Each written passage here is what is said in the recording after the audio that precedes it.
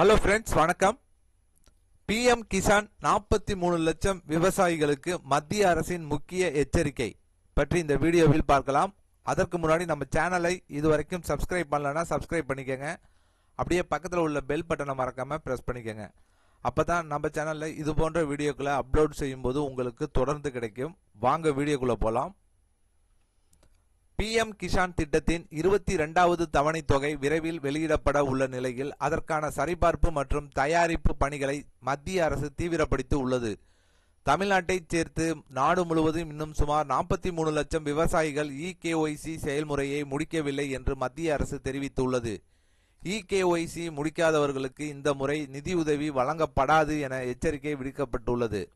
எனவே கேஒய்சி செய்யாத பயனாளிகள் உடனடியாக அதை நிறைவு செய்யுமாறு மாவட்ட ஆட்சியர்கள் மற்றும் வேளாண்மை துறை அதிகாரிகள் அறிவுறுத்தியுள்ளனர். இந்த திட்டத்தின் கீழ் தகுதியான விவசாயிகளுக்கு ஆண்டுக்கு ரூபாய் 6000 நிதியுதவி வழங்கப்படுகிறது. இந்த தொகை 3 சம தவணைகளாக நேரடியாக வங்கி கணக்கில் செலுத்தப்படுகிறது.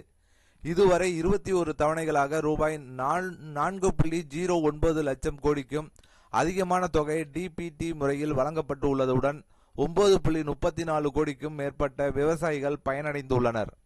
ஆனால் இன்னும் 42.85 லட்சம் விவசாயிகள் இகேஒய்சி முடிக்காமல் உள்ளதால் அவர்கள் அடுத்த தவணையை பெற முடியாத நிலை உருவாகியுள்ளது.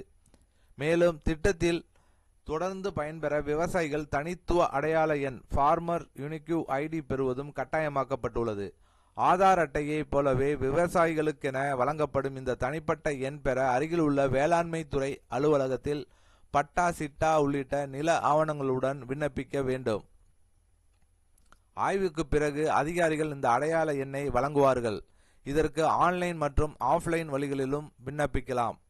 பிஎம் கிசான் திட்டம் குறித்து வெளியிடப்பட்ட ஆய்வுகள் இந்த திட்டத்தின் தாக்கத்தை உறுதிப்படுத்துகின்றன.